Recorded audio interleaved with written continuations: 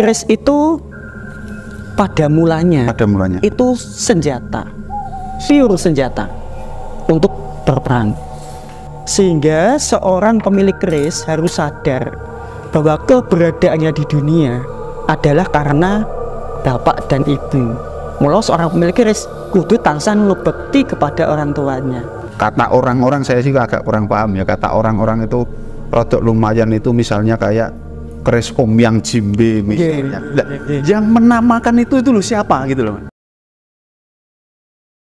Kembali di channel Pada Sebuah Koma bersama saya Surya.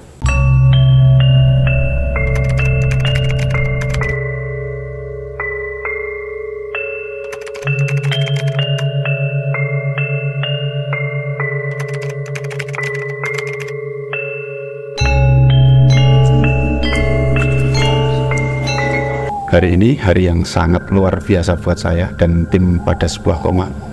Hari ini kami tim Pada Sebuah Koma bertemu dengan Mas Dedi yang notabene sahabat lama yang hilang kontak pada saat itu dan secara tidak sengaja dipertemukan, dan hari ini Mas Dedi akan menjelaskan banyak hal tentang apa itu keris. Jadi nanti seperti apa keris itu, fungsinya dan sebagainya, hubungannya dengan maaf klinik dan sebagainya, nanti biar dijelaskan secara runtuh oleh Mas Dedi.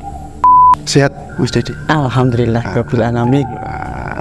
Keroyo-royo dari sana sampai sini. Hujan tadi? Alhamdulillah mboten. Alhamdulillah. Jadi langsung saja nggih Mas.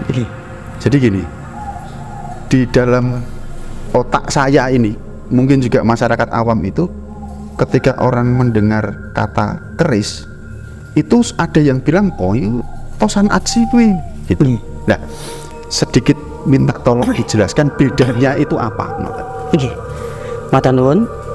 Wilujeng para pamirsa sedaya, saderengipun sebelumnya memperkenalkan diri, nama kula Dedi Haryono, di dalam rumah saya di Meranggen, sahabat lama dari Pak Surya rumiyin. Ya, membuktikan bahwa ternyata dunia niku sempit ya Pak. Betul. Kemana-mana pun dangu akhirnya ketemu di tempat. Ketemu lagi. Nggih, para pamirsa sedaya, para sutresna budaya, pemirsa yang kami cintai, istilah tosan aji. Tosan niku besi. Tosan itu besi. Besi aji diajeni. Jadi besi yang dimuliakan, berharga gitu. Nggih. Kalau kita contoh besi yang ora patek dimuliakan, itu kados pacul, arit, ini kan nggih. Ya betul. Besi tapi mboten aji. Aji ini kangge tiang-tiang orang-orang yang bekerja di bidangnya. Nanging tosan aji itu berarti besi yang memiliki kemuliaan. Karena Pulau Jawa, Nusantara kita khususnya Pulau Jawa ini unik. Di Nusantara khususnya di Jawa itu besi, batu, dan kayu memiliki nilai tersendiri. Besi, batu dan kayu. Kayu yang mungkin sebagian orang luar ngertinya kayu. Nah, yang di Pulau Jawa ada kayu Timoro, kayu Nogosari, kayu Telogosari. Ini gula. Betapa orang Jawa itu betul-betul mempelajari alam semesta sebagai pemberian dari Tuhan dengan sebaik-baiknya. Ketika orang luar menganggap sebelah mata gitu ya, mengagungkan Pirus. Oh ya, di Jawa batu-batu itu juga sudah lama dan memiliki nilai bagi orang Jawa yang luar biasa. Terus kita harus bangga dengan Nusantara kita, bahwa Nusantara kita ini adalah negara yang kaya sukunya, kaya bahasanya, kaya budayanya. Nah, kembali ke tosan aji. Tosan aji itu berarti adalah besi yang memiliki kemuliaan khusus. Nah, tosan aji niku bermacam-macam. Ada yang bentuknya keris, ada yang bentuknya tombak, ada yang bentuknya menur. Menur itu tombak kecil yang ada di ujung payung. Iya. Pataka itu kados lambang suatu negara yang dipasang di atas bendera. Niku Pataka Mojopahit yang dulu pernah katanya ditemukan niku. Oh, yang nuwun sewu, Apa yang termasuk ada di Museum Amerika itu ya? Enggak. Ada bentuknya naga. Kayak naga. Pataka Singosari simbol. Betul. Singosari niku macam ragam Tosanaji. Sebenarnya kalau Tosanaji kita pelajari niku ya mungkin 1 tahun membedah itu setiap sebulan sekali tidak akan selesai. Niku wong alhamdulillah kalau sinau perkrisan ini sudah 17 tahun Mas Hendra. Masya. Itu pun luar biasa. Masih banyak yang belum saya ketahui. Master pokoknya ini. Salah satu dari ragam Tosanaji nggih menika keris seperti yang hari ini saya bawa. Oh, berarti itu tidak semua Tosanaji kan keris gitu. Nggih, niku tidak semua Tosanaji itu adalah keris. Berarti bisa sedikit membedakan karena sepemahaman saya itu yo Tosanaji ki yo keris gitu sepemahaman saya gitu maksudnya itu. Lah, kenapa kok diajeni? Dan nanti akan kita bedah lebih lanjut. Kenapa kok ini disebut sebagai tosan yang aji? Ngatakan. Oh, ini luar biasa teman-teman. Niko dados ragam Tosanaji meniku bisa keris, tombak, panah, pataka, menur, patrem, cundri, nenggolo, nggih wong. Luar biasa. Bentuknya nenggolo. Lah, gini Mas Didi, keris sekarang karena yang di depan kita sekarang kan keris nih. Nggih. Saya itu sebenarnya penasarannya gini, mungkin kok kuduno keris? Nggih. Sejarahnya kan pasti ada nih. Nggih, leres. Harus ada sejarahnya lah. Nggih. Sepengetahuan Mas Didi, sejarah keris ini dan kok perkembangannya sampai jadi banyak, terus fungsinya jadi banyak itu. Nggih. Pripun niku Mas? Nggih, siap. Keberadaan keris itu mengikuti sejarah manusia itu sendiri, Mas. Terus kalau saya membaca dari Pustaka Raja-Raja bahwa keris itu sudah ada di alam kadewatan. Betul. Di masa kadewatan itu sudah ada empu yang namanya Empu Ramayadi. Itu adalah empu dari kadewatan yang diberi tugas oleh Betara Guru untuk membuat pusaka. Dia mempunyai keistimewaan membuat pusaka di tengah laut. Ini Empu Ramayadi. Terus, apakah ini bisa kembali dengan sejarah? Betul. Lu saja ini dewa ini apa toh Mas? Sepengetahuan saya, dewa niku adalah gabungan antara jin dengan manusia. Nah, itu kita bisa bahas di topik yang lainnya. Intinya adalah Tosanaji itu sudah ada sejak alam kadewatan. Sampai sekarang dan Tosanaji itu akan tetap lestari jika kita sebagai bangsa Indonesia juga melestarikan. Lah pramila ora ketango sak klungsu kula nderek udu nyinaoni babagan keris, ngurmati babagan keris. Pak Surya, Indonesia itu kan sudah diakui oleh UNESCO sebagai negara yang tempat asli dari keris. Ada 2 tugasnya Bapak. Yang pertama pelestarian, yang kedua pengembangan. Jadi orang Indonesia harus mau melestarikan keris dan mengembangkannya.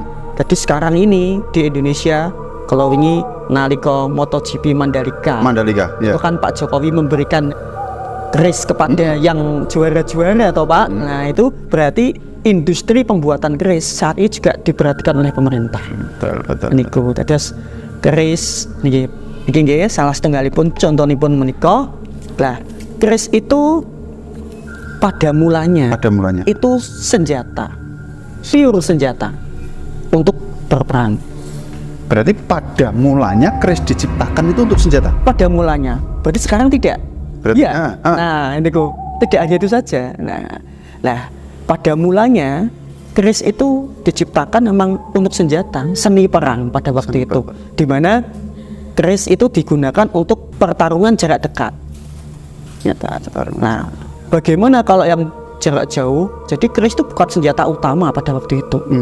Senjata utama bukan senjata pertama, tapi yang utama. Bukan pertama, karena ketika satu pasukan berperang, yang lebih dahulu maju itu pasukan panah. Panah pasukan tombak. Kemudian combat pakai keris. Itu dalam sejarah Babat Mojopahit itu kok saya lihat dalam ketika menyerang panah. Lah, kemudian di dalam perkembangannya keris itu jadi berubah, mempunyai nilai sosial, nilai politik. Contoh itu nilai sosial dalam masyarakat. Ketika seorang bapak kagungan mantu, anak wedok untuk mantune pria tersebut ketika midodareni niku diberi seperangkat pakaian yang buat ijab besok dan pusaka.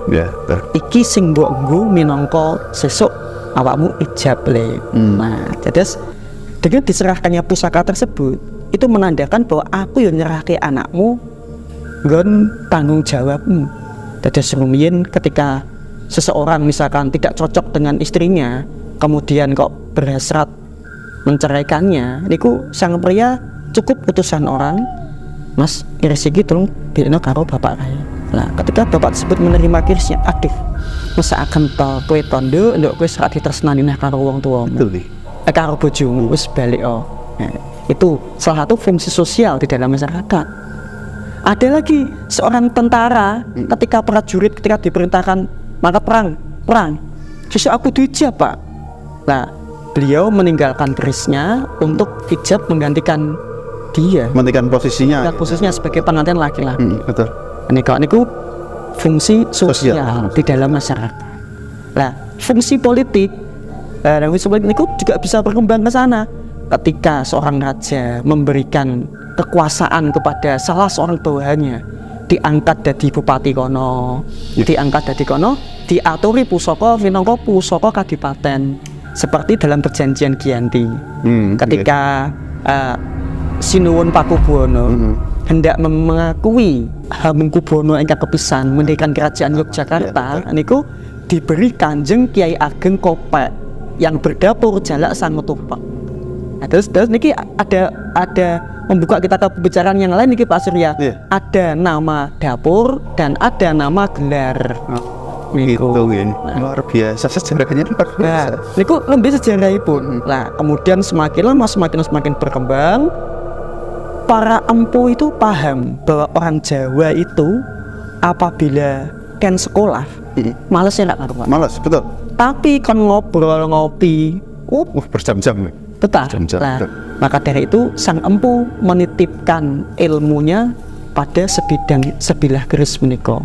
Jadi sebenarnya kalau kita membedah keris itu di dalamnya terdapat banyak ilmu-ilmu kehidupan Pak Surya. Oh gitu. Contoh niki nggih para pamirsa sedaya, niki amit sewu saya sekalian masuk ke teknik pembukaan. Ya, karena sepengetahuan saya itu pangapunten sadurunge pangapunten karena kita orang-orang awam. Itu kalau saya kan beda dari Mbah Eyang itu kalau pangapunten sangat kalau membuka keris itu terkadang malah sampai kayak gini, kayak itu pangapunten. Memang ada tata caranya gitu. Tata caranya begitu. Guys, niki kalau contohnya rumiyin bahwa ketika kita membuka pusaka kita ada yang begini. Ya, betul. Ini jangan diartikan kita menyembah sama keris. Lah sing nyembah keris ya sapa? Mata niku. Lah ini adalah sebagai bentuk penghormatan kita kepada empu yang dulu pembuatnya. Nah, sekaligus kita memberikan salam kepada sang empu. Pangapunten, kalau di dalam dunia supranatural, ini kalau kita sudah begini, itu sudah ada kontak antara kita dengan engkang dipasrahi ngemban keris menika. Luar biasa ini, luar biasa. Kemudian paling ya pangapunten kita budaya kita agak beda dengan budaya orang luar. Kita menghargai alam semesta. Sangat menghargai. Niku. Nah, lajengipun dibuka ngeten Pak Syah. Klik. Nah, keris keris ingkang sae mboten bakal dawa. Oh gitu. Lah ini kan tidak jatuh. Anek klu kebatin astalane rak pas. Nggih, ya. Ah, niku nggih. Lah kita klik rumiyin. Klik. Lah jangan sampai dekat dengan wajah. Kenging nopo? Karena keris yang baik tentu diwarangi. Warangi itu tujuannya adalah untuk memunculkan pamor. Nah, warangan itu adalah sejenis racun. Nggih. Sejenis racun. Jadi orang dahulu sudah mengenal bahan kimia. Sebelum orang barat menemukan bahan kimia, kita sudah menemukan bahan kimia sejak dahulu, Bapak.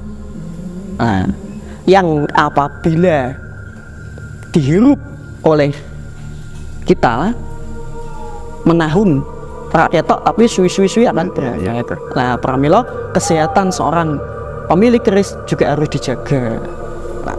Nah, lajeng dibuka, seret. Yang dibuka adalah warangkanya. Oh gitu? Oke. Enggak, ini yang ditarik? Bukan keris yang ditarik. Oh, salah meneh ini udah. Oke. Nah, ngaten nggih para pamirsa sedaya niki dados cara membuka niku sing yang dibuka adalah warangkanya. Kemudian kita berikan penghormatan, ada yang begini, Betul. ada yang begini. Ke samping ya. Oke. Nah. Yang ke samping niki biasanya adalah untuk membuang energi negatifnya. Nah, karena sepengetahuan saya secara supranatural, keris niki selain energi intinya juga menarik energi-energi yang Ya, tidak semestinya ikut. Jadi dibuka. Nah, contohnya pun menikah Pak Surya. Setiap keris pasti condong. Oh iya. Dia kayak miring lah posisinya, Nggih, miring. Lah, tingkat kemiringan itu juga ada ilmunya Pak Surya. Oh gitu. Yang simpel ada yang Surya, Condro, Bawono, wah itu terlalu ribet. Iya. Tapi yang simpel condong, leleh, mayit. Condong, leleh, mayit. Lah itu pun juga ada filosofi ilmunya.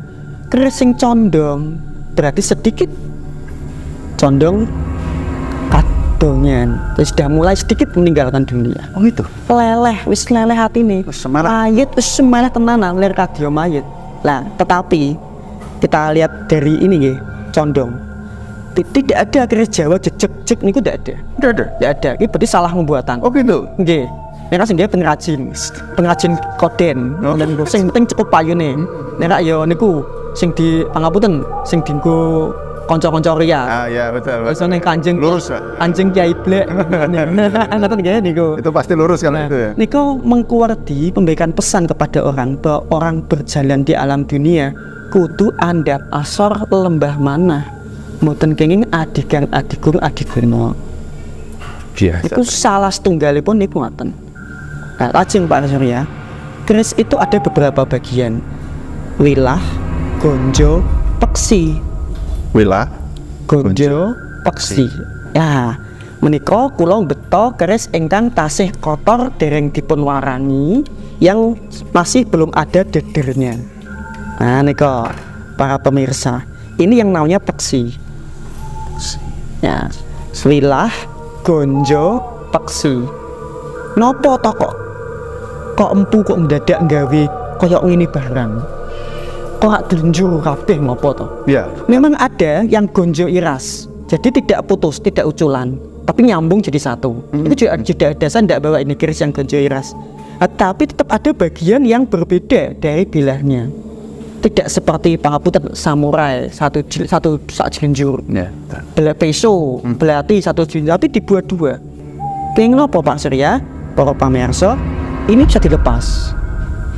Ini pangapunten, saya tidak bawa contohnya. Kalau saya ngisi di Permadani saya Lepas, bawa contohnya yang saya. Ini menunjukkan bersatunya antara Ibu Bumi Bapa Angkasa. Ibu Bumi Bapa Angkasa bisa disimbolkan juga. Nah, ngeten. Keris itu terdiri dari 3 bahan. Besi, baja, dan pamor. Yang diurut jadi satu. Umumnya pamor itu diambil dari meteor yang jatuh ke bumi. Tapi tidak semua pamor itu meteor. Ada pamor jenis pamor luwu, ada yang nikel. Kalau rumiyin di era-era dulu ketika keris masih sangat langka, pamor diambil dari batu meteor. Nah, itu berarti persatuan antara Ibu Bumi kalian Bapa Angkasa. Besi dari bumi dan meteor dari langit. Dari langit itu. Nah, pramila pangapunten itu dinamakan peksi. Peksi burung. Burung. Lebet wonten estri, pawestren. Oh iya. Gitu Pak. Ya, betul. Mula bolong bisa dileboni. Nah, ini menunjukkan bersatunya antara laki-laki dan perempuan sehingga menghasilkan kita. Sehingga seorang pemilik keris harus sadar bahwa keberadaannya di dunia adalah karena bapak dan ibu. Mula seorang pemilik keris kudu tansah ngebekti kepada orang tuanya. Nah, itu diberi ilmu seperti itu dititipkan Sang Maha Empu kepada sebilah keris supaya bisa diwedar. Lah, kula niku kelingan Pak Surya. Nalika kula nderek sinau ngaji teng Kadilangu. Ada seorang pembicara dari Jogja itu yang saya lupa namanya mengatakan bahwa kalau jenengan suka keris, jenengan suka tari-tarian, jenengan suka mayang, ngelakuin gamelan, berarti panjenengan adalah seorang yang penjaga budaya, museumais, begitu. penjaga budaya. Jenengan tidak perlu tahu itu artinya apa. Betul, betul. Tugasnya hanya cukup membawa saja. Nanti orang lain yang akan menguraikan. Nah, pramila, ayo budaya kita, bangsa kita yang luas ini harus senantiasa kita jaga. Betul maksudnya. Salah satunya adalah budaya Tosan menika. Tadi. Nah, itu niku baru sebagian kecil yang diurai di dalam pusaka menika, dalam Tosan keris menika. Nah, belum nanti yang dijabarkan dalam bentuk dapur. Betul. Dapur itu apa? Nama keris. Pamor niku napa? Pamor itu adalah gambaran. Terus kalau kita bicara keris kuwi sini opo to? Lah niku Pak Surya. Saya pernah pameran teng Demak niku ada seorang kepala sekolah dari SMP mana itu tanya kepada kami, Mas, keris ki sini opo to Mas? Wah, kalau ngerti niki Bu, ini badhe ngerampat niki. Ya. Lah, tapi saya harus lihat dengan siapa saya berbicara. Nah, karena beliau adalah seorang akademisi, maka jawaban saya juga harus akademik. Ibu, pangapunten, keris menika ada 3 isi. Nah, para pemirsa bisa juga memperhatikan nggih, napa juga bisa menyimak bahwa sebenarnya keris itu tidak seperti yang kita bayangkan Pak Surya. Kita itu terlalu dibodohi oleh TV-TV. Betul. Rumangsane dukun-dukun ngoten agem niku, keris kanggo ngene, kanggo ngene. Sebenarnya itu jauh sangat niku Pak Surya. Jadi keris itu memiliki 3 isi. Yang pertama adalah berkah dari Yang Maha Kuasa. Kenapa kok saya bisa mengatakan bahwa keris itu isinya adalah berkah dari Yang Maha Kuasa? Karena ketika sebelum empu mencipta sebuah pusaka, dia memohon kepada Tuhan. Pak Surya, harga keris zaman dulu itu tidak seperti sekarang. Betul. Panjenengan cari keris dengan mahar 1 juta ke bawah masih ada. Tetapi apabila panjenengan pesan keris kalian empu yang saat ini ada, itu bisa jutaan. Loh, kenapa kok pesan keris memang jutaan lebih mahal daripada yang sudah? Ya emang sudah ada, tinggal beli. Tapi yang kita membuat baru itu yang mahal. Salah satu info yang saya dapatkan dari teman bahwa keris pada era Singosari itu sawah 3,5 bahu. Bahu itu berapa hektar? Itu belum paham. 3,5 bahu itu loh. Era Singosari. Era Majapahit 2,5 bahu. Era Mataram 1,5 bahu. Bayangkan betapa mahalnya ke sebuah pusaka. Kalau itu dikurskan di tempat saya di desa itu kan, kalau bahasa sebahu itu kan kalau seperempatnya dia 4, berarti kalau 300 juta 1,5 eman berarti ya. Kurs sekarang berarti. Ini luar biasa. Karena untuk membuat sebuah pusaka itu tidak cukup seminggu, 2 minggu, sebulan. Ada yang 1 empu itu 1 tahun hanya membuat 1 pusaka dong. Betul. Lah, maka dari itu ketika empu itu sebelum membuat keris itu dia memohon kepada Sang Kuasa agar dalam proses pembuatan ini maujud apa yang dikarepke. Beri kelancaran gitu. Nah, akhirnya terbentuklah ini. Nah, sehingga dengan jadinya pusaka ini berarti empu tersebut mendapatkan ridho dari Yang Maha Kuasa. Itu yang pertama tadi. Nah, betul. Yang kedua, isinya adalah doa dan harapan sang empu. Doa dan harapan. Nah, rumiyin contohnya. Niki keris yang saya bawa ini namanya adalah Pulang Geni Lajer. Jadi Pulang Geni ada 2. Pulang Geni Luk Limo kali Pulang Geni Lajer. Nah, Pulang Geni itu apa? Nama harum. Kalau di dalam dunia pewayangan, Pulang Geni itu pusakane Arjuna yang diberi kepada Abimanyu dan kepada Parikesit. Pulang Geni itu ategesipun nama harum. Terus siapa yang memiliki keris Pulang Geni diharapkan dia akan memiliki keharuman nama. Terus ketika ada orang yang membuat keris, ditanya dulu kalau sang empu, panjenengan sinten, asmane sinten, dalamnya pundi, tujuannya apa dalam hidup ini, pekerjaannya apa niku. Oh saya begini sang saya pengen punya harapan supaya ini kerisnya mau saya berikan pada anak saya berharapan saya jadi punya orang yang terkenal, memiliki nama harum di mana-mana, ngerti-ngerti. Oh nggih, sudah kalau begitu saya sanggup membuatkan keris tersebut, otone napa nggih napa-napa ya jenengan mangke kalau damel keris pulang geni, contoh seperti itu. Berapa hari pembuatan? Sekian bulan. Nggih, kalau siap. Lah pinten maharipun Bapak empu sekian. Nggih, menika kula paringi tanda jadi rumiyin. Berarti mulai butuh meracik bahan-bahan ngumpulke dengan lah pramila pangapunten.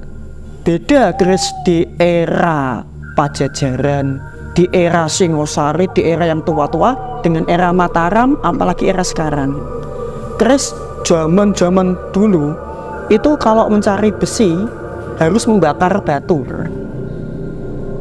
Membakar batu karena batu ada di dalam besi. Kemudian dia juga harus mencari batu-batu mana yang mengandung meteor. Nah itu kalau mboten orang yang linuwih mboten mungkin. Iya bener, nggak mungkin ketemu. Nah, kemudian keris mengalami perkembangan pesat ketika zaman sudah mulai ada perdagangan dengan luar. Mudah cari besi, mendatangkan pamor dari luar. Betul. Wah, niku. Ya terus ceritanya ngoten niku. Jadi setelah itu ditempa dan doa itu tergambar pada pamor. Oke, pamor yang seperti menikah, celarat, medun dinamakan pamor lintang kemukus. Lintang kemukus. Terus pamor lintang kemukus itu berarti rumiyin orangnya yang punya ini itu ketibanan daru. Terus pemimpin. Kamu tahu, oke bakalnya untuk wahyu. Nah ini sebagai penarik wahyu. Ada juga yang pamornya beras wutah. Nah, beras wutah itu berarti kerezekian. Rezeki. Berarti dulu doanya supaya yang punya dapat rezeki. Oh gitu. Pamor singkir untuk apa? Ondo agung untuk apa? Rojo gundul kagem nopo? Itu tidak pernah geser. Terus apabila ada orang membaca sebuah pusaka, oh iki sini iki, betul cocok kalian yang tergambar, itu berarti pangapunten. Mungkin sedang digoda oleh bangsa lain. Oh gitu ya. Nggih, lah. Nah, yang mau saya tanyakan gini. Ini sudah yang kedua. Oh, yang ketiga. Nah, yang ketiga, niki kan ceritanya kan tadi kan ada yang tanya toh Pak. Iya betul. Ibu tadi ya. Ya, niki yang ketiga niki yang jenengan tunggu-tunggu Bu. Jenengan kan nenggo niki toh. Ya, apa Mas? Bongso alus. Nah, niku yang tunggu lagi. Tapi niku betul niku Pak. Niku itu ada yang ketiga. Lah, bongso alus yang ada pangapunten. Sepengalaman saya, bongso alus yang ada di keris sepuh dengan yang ada di keris baru yang acak-acak itu beda. Ketika empu tersebut menempa pusaka deng itu bongso itu berdatangan karena doyo tirat itu berdatangan ngumpul. Aku main melbu yang empu, aku pelebus yang empu. Lah kita tentu tidak asing dengan keris Arya Penangsang, Brongot Setan Kobar. Lah niku empu Bayu Aji nalika nempa niku, lu keris empu bongso diteko. Aku tak melu, empu Bayu jengkel dipancal iku pesalenya. Iya, kopi kobar-kobar. Maka bongso kobar berdaya panas. Lah yang dipilih yang cocok dengan karakter pusakanya itu tadi. Karakter pemiliknya. Kowe nggae melu tas, melu kene. Nah, tapi jangan dianggap bahwa beliau Khodam itu ada di dalamnya. Tidak Pak Surya, dia punya dunia sendiri. Betul. Nah, kalau di Depok kene dia terpenjara di sini Pak Surya. Malah kasihan ya. Nggih, malah kok piye. Nah, itu seperti hanya sebagai pembuka dimensi saja. Ngaten itu. Ngaten Pak Surya tentang isi pusaka ada 3. Ya, yang saya mau tanyakan tuh gini, Mas Cici. Itu tadi pangapunten ada pamor-pamor yang sudah jenengan sebutkan. Terus pamor dengan namanya itu kan beda-beda. Sedangkan keris yang saya tahu itu kan keris-keris yang familiar gitu. Keris-keris familiar itu maksudnya ada keris Nogo Sosro, ada keris Sengkelat, termasuk Bromet setan kober tadi, terus ada lagi mungkin keris yang rodok, kata orang-orang, saya sih agak kurang paham ya, kata orang-orang itu rodok lumayan itu, misalnya kayak keris Omyang Jimbe misalnya. Yang menamakan itu loh siapa gitu loh, yang pengen saya tanyakan itu. Siap. Terus nyatan